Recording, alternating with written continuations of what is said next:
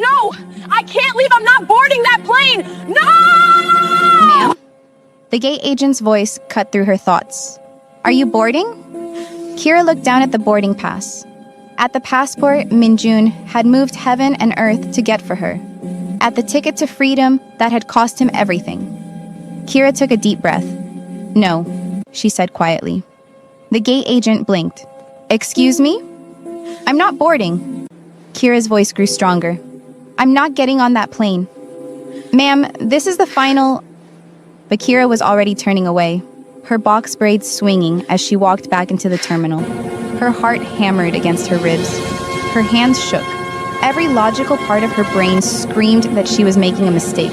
But her soul, the part of her that had been slowly dying in that penthouse until Minjun had accidentally brought it back to life. That part sang. She wove through the crowds, moving against the flow of travelers. People stared at the black woman in the purple Northwestern sweatshirt, practically running through the airport, tears streaming down her face. She didn't care. She pulled out the burner phone Tae-sung had given her, the one with only his number programmed in. Her fingers fumbled with it as she walked.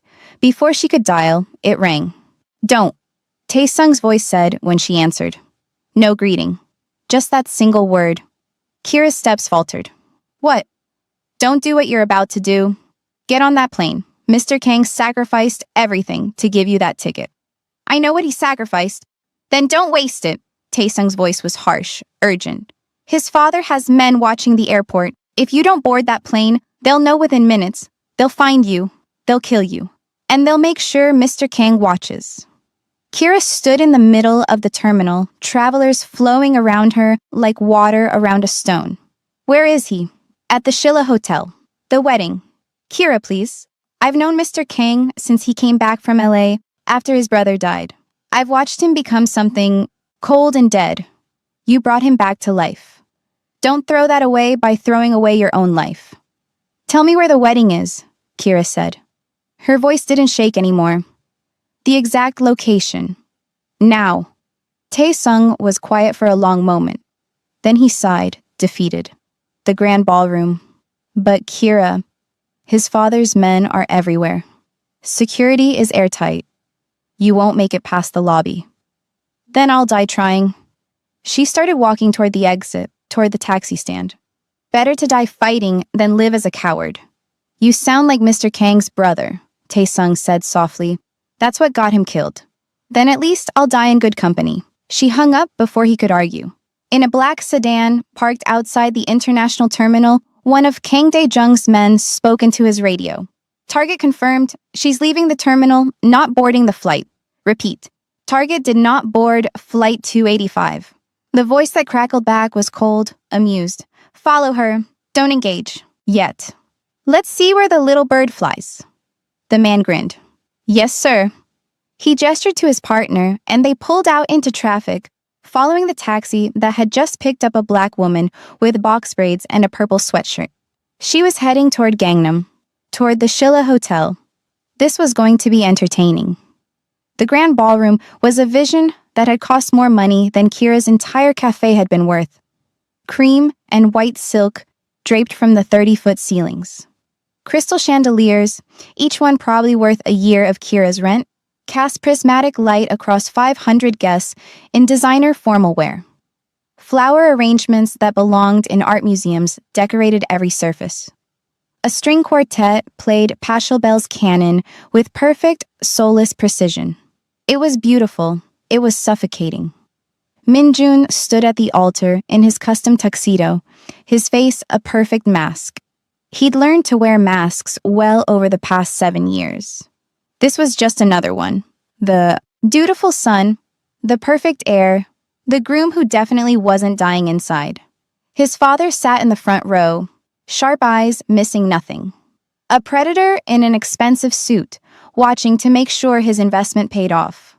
Haeun's family sat across the aisle, beaming. Their daughter was finally marrying into the Kang family.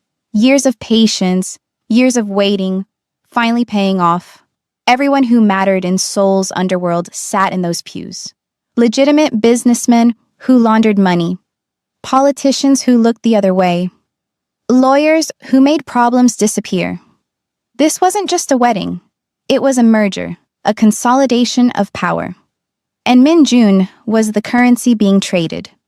The wedding march began. The doors at the back of the ballroom opened with theatrical precision. Hai-in appeared, a vision in white Vera Wang. The dress had been flown in from New York, custom-made, fitted 3 times. Her hair was perfect. Her makeup was flawless. She looked like every bride's dream. She looked like everything Min-jun's world expected him to want. She began her walk down the aisle, her eyes locked on him. 15 years of waiting, culminating in this moment. Min-jun watched her approach. He should be thinking about vows, about the future, about the life they'd build together in LA. The house in Beverly Hills, the business connections, the perfect corporate marriage that would make both families richer and more powerful. Instead, all he could think was, this is forever. This is the rest of my life. His phone vibrated in his pocket. It shouldn't be on. It was a massive breach of wedding etiquette. But he'd kept it on anyway, some desperate part of him still hoping. He couldn't check it. Not here, not now. Not with 500 pairs of eyes watching him, his father's gaze like a knife at his throat. Hai-in was halfway down the aisle now. The phone vibrated again. Insistent. The guest smiled, murmured about how beautiful she looked, how perfect they were. Together, how this was the wedding of the season. Min-jun's jaw clenched. Hai-in was 3/4 of the way down the aisle. His father leaned over slightly, voice barely audible. Don't embarrass me. The phone vibrated a 3rd time. Fuck it. Min-jun pulled out his phone. Gasps rippled through the crowd. His father's eyes went wide with fury. Ha-in's steps faltered. The screen showed 3 texts from Tae-sung. She didn't board the plane. She's coming to you. Your father's men are following her. She's walking into a trap. Min-jun's heart stopped. Then it started again, hammering so hard he could barely breathe. She didn't leave. She chose him. She was coming here. And his father's men were going to kill her. Hai-in reached the altar. She took his hand, her grip tight, possessive. She'd felt him pulling away all week. She wasn't letting go now. She leaned in, whispered through her perfect smile. Put the phone away. Everyone's watching. Min-jun looked at her. Really looked at her. Hai-in was beautiful, patient, perfect. She'd molded herself into exactly what he was supposed to want, and he felt nothing. The officiant cleared his throat, beginning, Dearly beloved, we are gathered here today to witness the union of Kang Min-jun and Yoon Hai-in in holy matrimony. Marriage is a sacred bond. Min-jun's phone buzzed again. Tae-sung, she's 5 minutes away. What do you want me to do? The officiant continued, a commitment before God and these witnesses to love, honor, and cherish. Min-jun looked at the phone, at the text, at the choice crystallizing before him. He could stay. He could marry Hai-in. He could let his father's men grab Kira outside, drag her away, make her disappear. He could let her sacrifice be meaningless. He could spend the rest of his life in this gilded cage, slowly dying inside, telling himself he'd done the right thing. He could survive, or he could live. The officiant, if anyone has reason why these two should not be wed, speak now or forever hold your peace. 500 people held their breath. Min-jun pulled his hand away from Hai-in's. The collective gasp was like a physical wave. I can't do this, Min-jun said. His voice carried in the sudden silence, clear, certain. Hai-in's face went white. Min-jun, I'm sorry. He looked at her, and for the first time in weeks, his expression was honest. You deserve someone who can love you the way you need. I'm not that person. I never was. You're just nervous. Hai-in grabbed at his arm. I'm in love with someone else. Welcome to Seoul Afro Stories. So, Kira refused to board that plane. Min-jun just walked away from his wedding. And now, he's confessing his love for another woman in front of 500 people. Here's my question. Would you have gotten on that plane to safety, or would you have gone back for love? Be honest. Drop your answer in the comments. Hit that subscribe button and turn on your notifications because Soul Afro Stories is bringing you stories where love is dangerous, choices are impossible, and every episode leaves you breathless. You do not want to miss what happens next. Where are you watching from? Drop your city and country below. Now, let's see if they survive what comes next. The ballroom exploded. Guests shouting, cameras flashing, Haeun's mother screaming, her father lunging forward, and Dae-jung standing up slowly from the front row, his face a mask of cold, calculated fury. "Kang Min-jun," his father said, voice cutting through the chaos. "Sit down." Min-jun met his father's eyes. 7 years of obedience, 7 years of becoming the perfect heir, 7 years of being dead inside. "No." He turned and walked off the altar. The ballroom erupted into complete chaos. Hae-in stood there in her Vera Wang gown, tears streaming down her face. 500 witnesses to her humiliation. Min-jun didn't look back. He ran. Through the ballroom doors, down the hotel corridor. Security tried to stop him. His father's men, dressed as hotel staff. "Mr. Kang, please, your father wants..." Min-jun shoved past them. He burst through the lobby doors into the Seoul afternoon and stopped, because there, climbing out of a taxi across the circular drive, was Kira. She looked up. Their eyes met. The world seemed to stop spinning. She was here. She'd come back. She'd chosen him. Min-jun started running toward her. Kira started running toward him. They were maybe 20 feet apart when the black SUVs screeched into the drive. Doors flew open. Men in suits poured out. His father's men, guns visible under their jackets. One of them raised a pistol into the air and fired. The shot cracked through the afternoon like thunder. Wedding guests who'd followed Min-jun outside screamed and scattered. Kira froze. Min-jun's heart stopped. "Nobody move." The man with the gun pointed it directly at Kira. "Miss Collins, Mr. Kang's father would like a word." Before Min-jun could react, before anyone could react, a second car screeched up. Tae-sung. He'd driven like he'd been shot from a cannon. The car barely stopped before he was out, moving with the efficient violence of someone who'd been trained for this. "Kira, now!" Tae-sung grabbed her arm, pulled her toward his car. The men with guns moved. Min-jun ran. Everything happened at once. Gunshots, not aimed to kill, but to terrify. Marble columns exploded. Wedding guests dove for cover. Cameras captured everything. This was going to be the scandal of the decade. Tae-sung shoved Kira into the back seat. Min-jun dove in after her. Tae-sung floored it before the door was even closed. Bullets shattered the rear window. Kira screamed. Min-jun pulled her down, covering her body with his. "Stay down!" Tae-sung swerved through traffic like a man possessed. "They're following." Min-jun looked back. 3 black SUVs, weaving through our Seoul traffic, pursuing them. He looked down at Kira beneath him. Her eyes were wide, terrified. Her box braids were disheveled. She was shaking. She was the most beautiful thing he'd ever seen. "You didn't get on the plane," he said.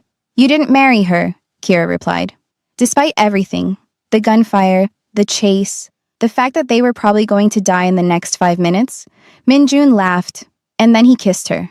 Desperate, fierce, tasting like freedom and insanity, and the best terrible decision either of them had ever made. Tae-sung took a corner so hard they flew sideways. "This is very romantic, but could you two focus? We're being shot at." Another bullet shattered what was left of the rear window. Min-jun broke the kiss, looked into Kira's eyes. "I couldn't let you save me alone. I couldn't let you sacrifice yourself for me. We're idiots, complete idiots." They kissed again. Tae-sung made a sound of pure exasperation and swerved into an alley, so narrow the car's mirrors scraped the walls. The SUVs tried to follow. The first one made it. The second one got stuck. "Where are we going?" Min-jun asked. "Mrs. Kim's sister's apartment in Seodaemun?" Tae-sung said. "It's not safe. Nowhere in Seoul is safe now. But it'll buy us a few hours." "A few hours for what?" Kira asked. Tae-sung met Min-jun's eyes in the rearview mirror. "To figure out how to keep you both alive. Because Mr. Kang, your father, just put a $2 million bounty on both your heads. Every gang, every mercenary, every desperate person with a gun in Seoul is going to be hunting you by nightfall. The weight of that settled over them. $2 million. Minjun had just walked away from his father's empire, from his wedding, from everything he was supposed to be, for a woman he'd known for 7 days. And now they were going to spend the rest of their probably very short lives running. Minjun looked at Kira. Still glad you didn't board that plane? Kira's hands were shaking, but she smiled. Ask me again in a few hours. Behind them, sirens wailed.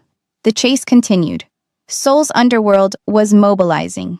And Minjun felt, for the first time in 7 years, completely, terrifyingly, beautifully alive. Mrs. Kim's sister's apartment in Seodamun was small, cramped, and smelled faintly of kimchi and old cigarette smoke. It was perfect. Nobody knows about this place except family, Tae-sung said, locking 3 separate deadbolts on the door. Mi-sun, Mrs. Kim's sister, is in Busan visiting her daughter. We have maybe 12 hours before someone thinks to check family connections. Minjun walked to the window to stare outside. Then he went to sit beside Kira. He didn't say anything. He just took her shaking hands in his. His hands were shaking too. We're insane, Kira whispered. Completely, Minjun agreed. We're going to die. And probably. Your father is going to hunt us down and kill us. Almost. Certainly. Kira looked at him. At this man who'd walked away from everything, his family, his empire, his entire life, for her. His dark eyes weren't dead anymore. They were alive with fear and determination and something that looked like joy. I don't regret it, she said. Minjun lifted her hands to his lips, kissed her knuckles. Neither do I. Tae-sung finished his call, turned to face them. His expression was grim.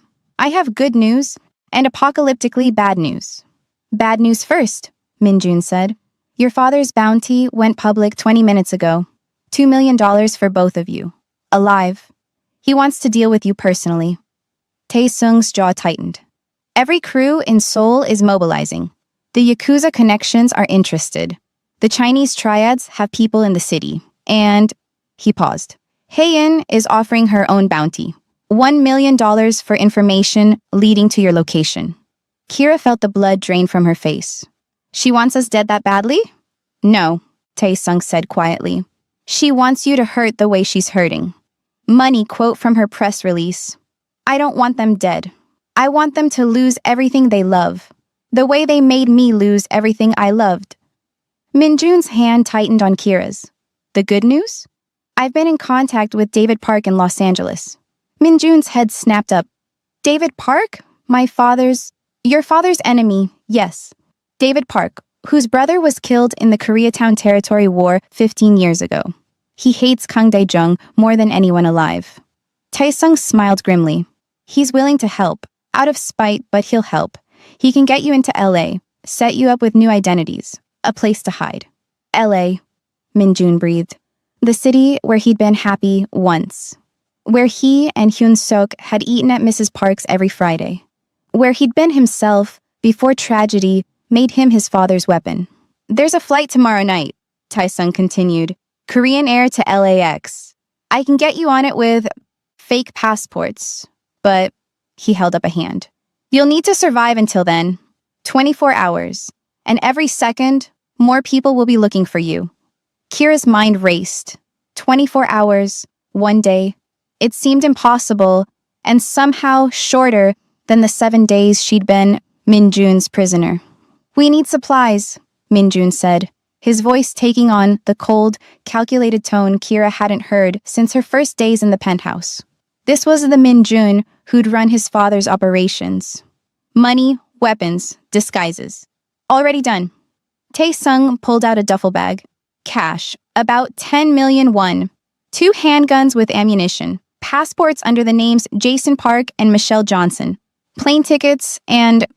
He pulled out a box of hair dye and some glasses. You're both too recognizable. The black woman with box braids and the Korean man with the neck tattoo. Every cop and criminal in Seoul has your descriptions. Kira touched her braids instinctively.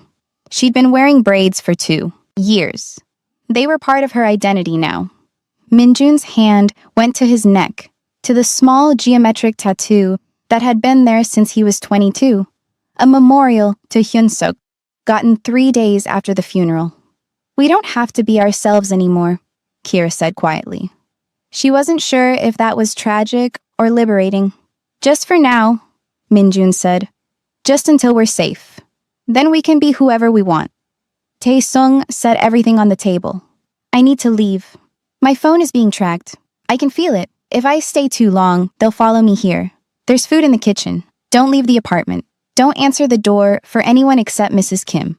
She'll come tonight with more supplies." He moved toward the door, then stopped, turned back. "Mr. Kong, Minjun." His voice was rough with emotion. "I've worked for your family for 15 years. I watched you become someone you hated, piece by piece. I watched you die inside after Hyunsuk." He looked at Kira. "Whatever happens, whatever comes next, thank you for bringing him back." Then he was gone, 3 locks clicking into place behind him. Silence settled over the small apartment. Kira and Minjun sat on that worn sofa, surrounded by the tools of their escape, and looked at each other. "We should probably dye our hair," Kira said. "We should probably eat something," Minjun countered. "We should probably make a plan. We should probably—" Minjun stopped talking because Kira was kissing him. Desperate, hungry, tasting like fear and freedom and all the words they couldn't say. His hands tangled in her braids. For the last time, maybe. Her fingers traced the tattoo on his neck, memorizing it before it disappeared under makeup. They made love on that sofa in that tiny apartment in Seodaemun, while outside, Seoul hunted them. No windows showing city views this time. No silk sheets or floor-to-ceiling glass. Just them, finally choosing each other without anyone else's plans or expectations in the way. Afterwards, they lay tangled together, breathing hard. "In case we don't make it," Kira whispered against his chest. "In case your father's men find us, or the plane gets compromised, or—" "We'll make it," Minjun said, but he held her tighter. "But if we don't, I need you to know, these 7 days, even with the fear and the death threats and the insanity, they were the best days of my life." Minjun shifted so he could look at her face.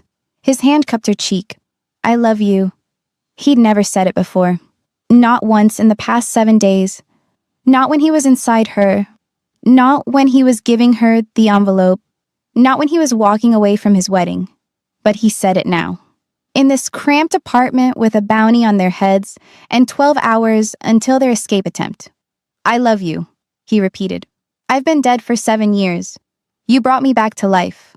Whatever happens next, I got to feel alive again. That's enough." Kira's eyes filled with tears. "It's not enough for me. I want forever." "Then we'll get forever." Minjun kissed her softly. "We'll get to LA. We'll disappear. We'll open that restaurant. You'll teach me your mother's recipes. I'll teach you Korean techniques. We'll build something beautiful. Promise?" "Promise." They both knew it might be a lie, but they needed the promise anyway.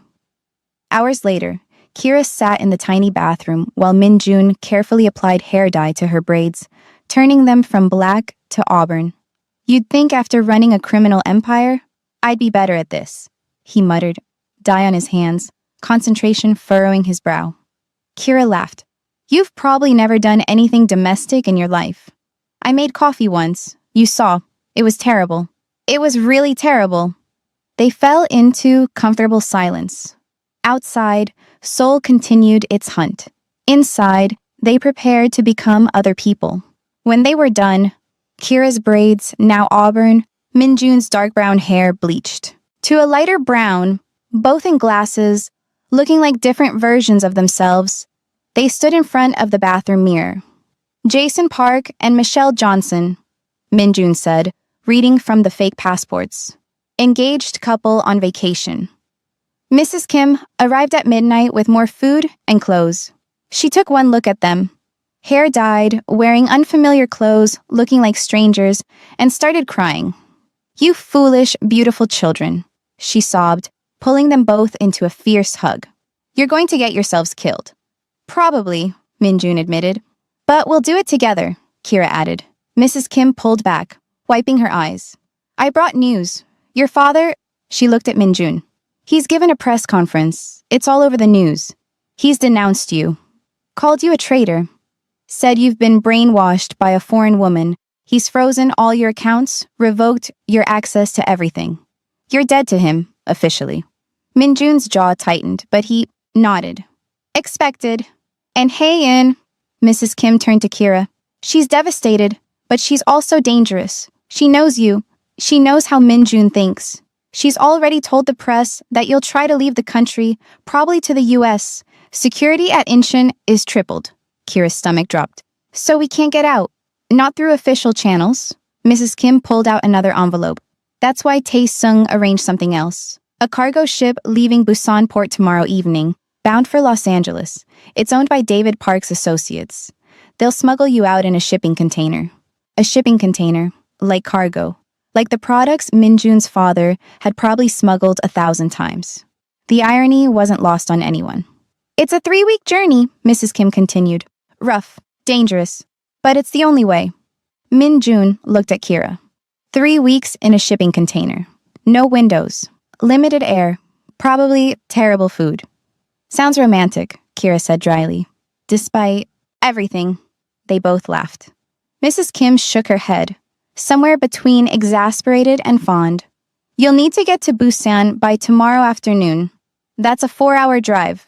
Every checkpoint will be looking for you. We'll make it, Minjun said. Mrs. Kim looked at him. This boy she'd watched grow up, who she'd seen transform from a grieving college student into his father's weapon, and then, impossibly, back into something human. Your brother would be proud, she said softly. Minjun's eyes went bright. Thank you. After Mrs. Kim left, Minjun and Kira tried to sleep. They couldn't.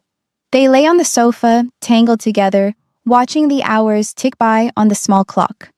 Each minute bringing them closer to escape or capture. As dawn broke over Seoul, they finally fell asleep in each other's arms. Their last morning in the city. They woke to pounding on the door.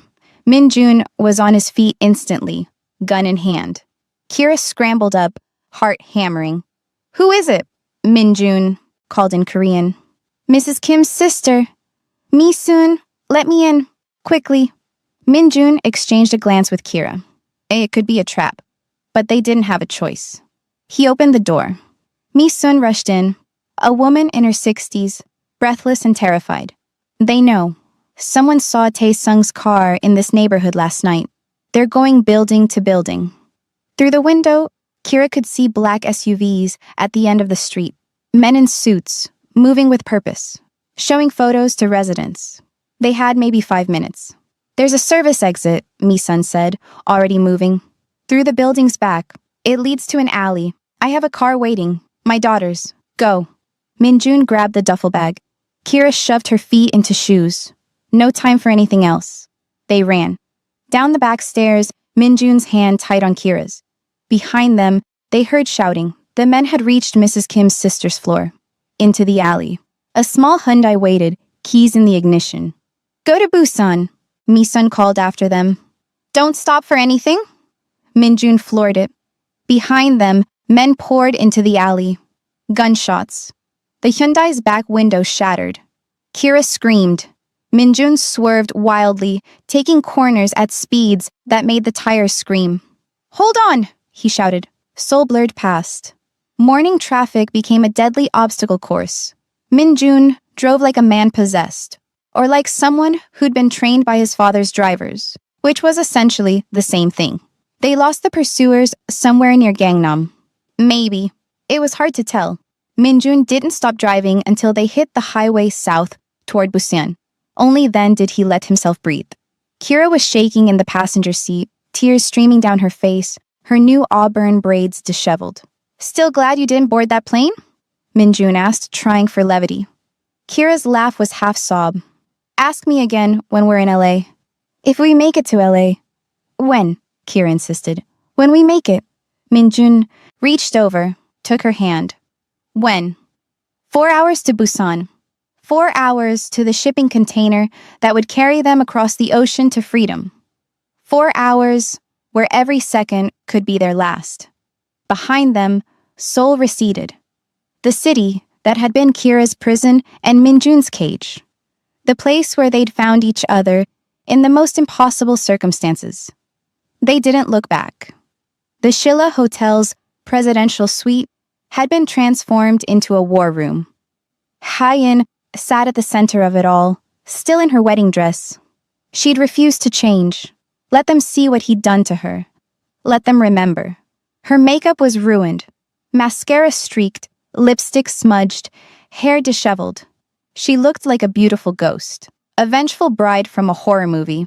Around her, screens displayed news coverage. Every channel covering the wedding scandal of the decade. Her humiliation broadcast to millions. Kang Min-jun abandons bride at altar. Criminal heir flees wedding for mystery. Woman. Yoon Hae-in left devastated as groom runs to Black American lover. That last headline made something inside her crack further.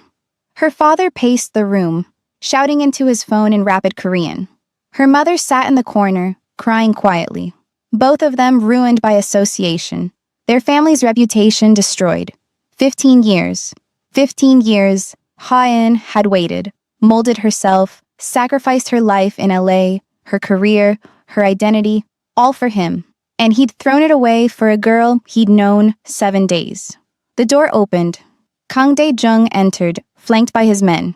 He looked at Ha-in with something that might have been sympathy if he were capable of such an emotion.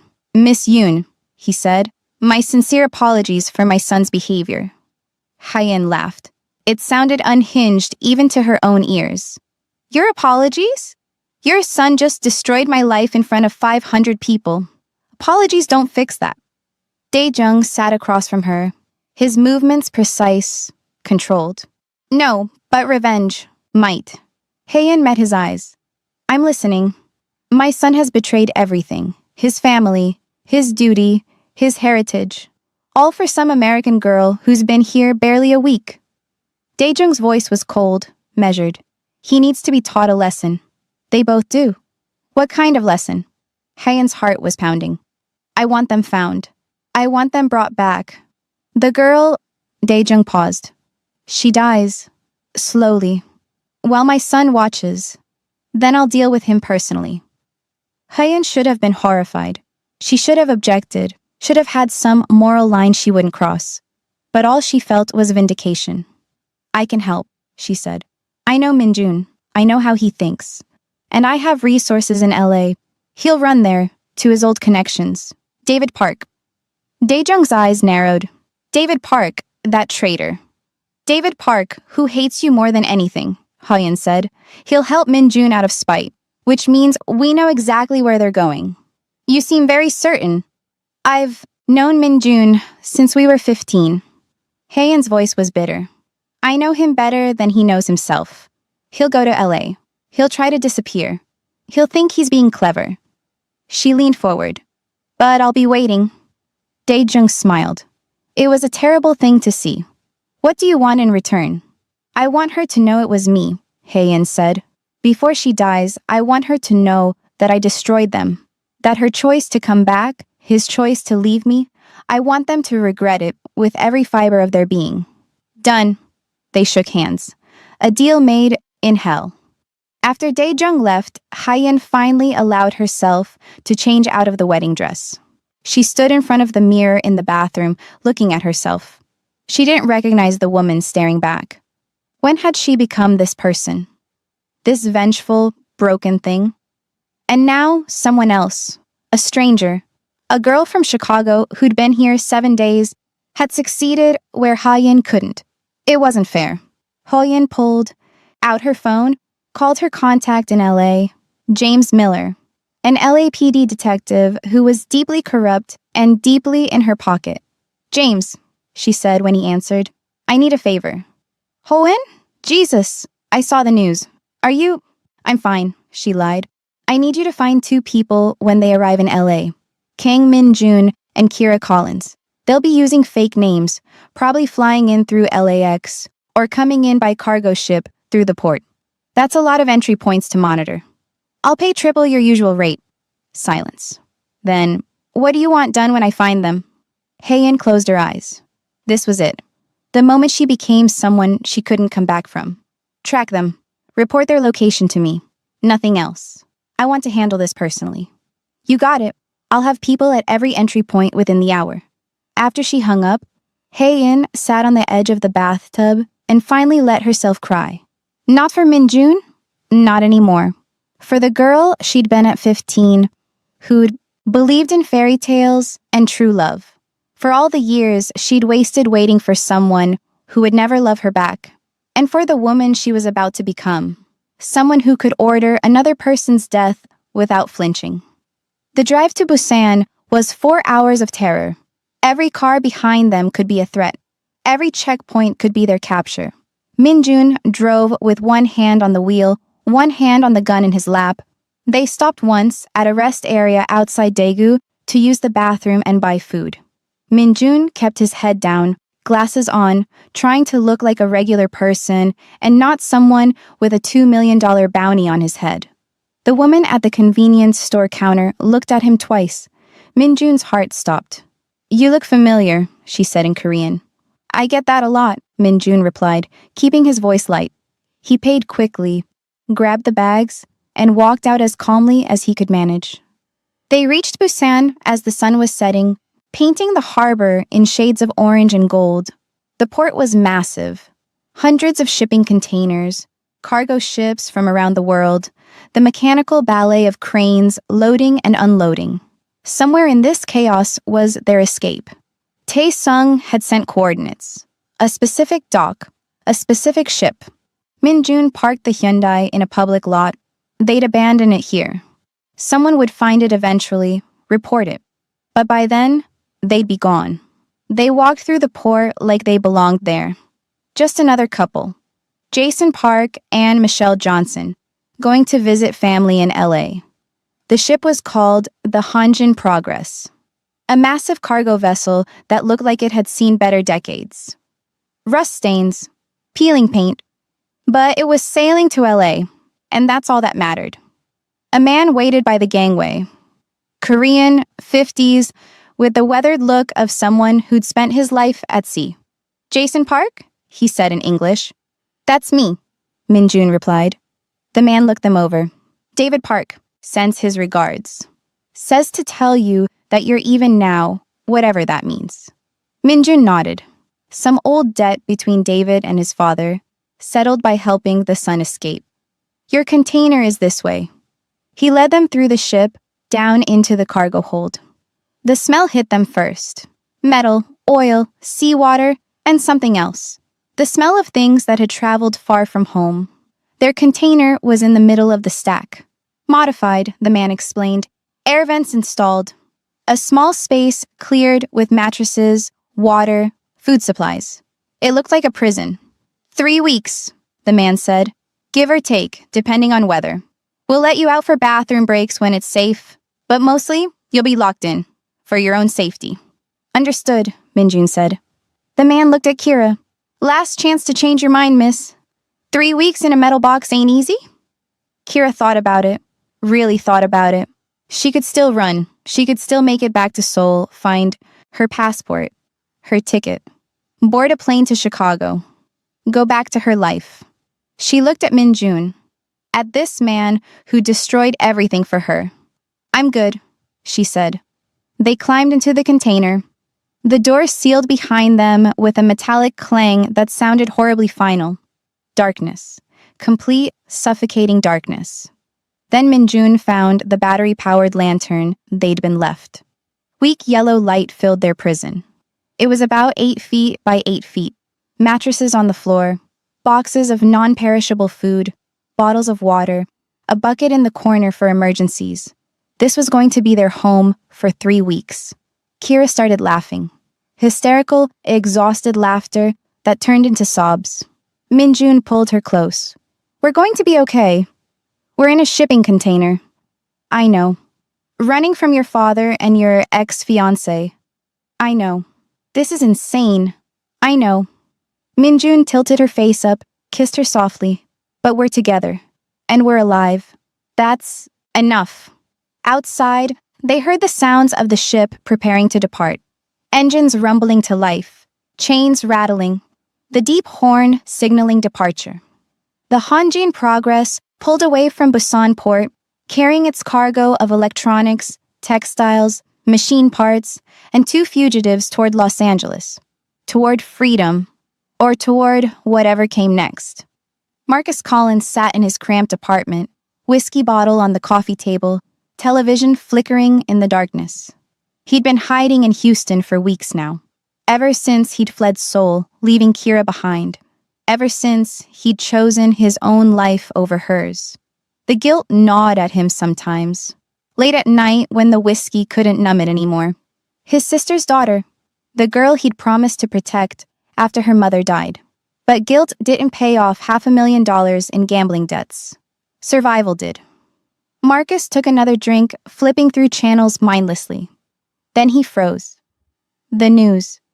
Korean news with English. Subtitles scrolling across the bottom. Breaking. Wedding scandal? Rocks Seoul's elite. Kang Min-jun flees altar. Massive manhunt underway. Marcus's hands started shaking. There, on the screen, footage from the Shilla Hotel. Chaos. Wedding guests screaming and running through it all, hand in hand, Min-jun and Kira. His Kira. Alive. Very much alive. No, Marcus whispered. No. The news anchor continued in Korean. Subtitles translating. Kang Dae-jung has placed a $2 million bounty on his son and the American woman. $2 million. Marcus's vision tunneled. His heart hammered against his ribs. She was supposed to be dead. That was the deal. He'd sold her to clear his debts. Min-jun was supposed to kill her when he didn't pay. That's how these things worked. But she wasn't dead. She'd somehow made the heir to Seoul's most dangerous crime family fall in love with her instead.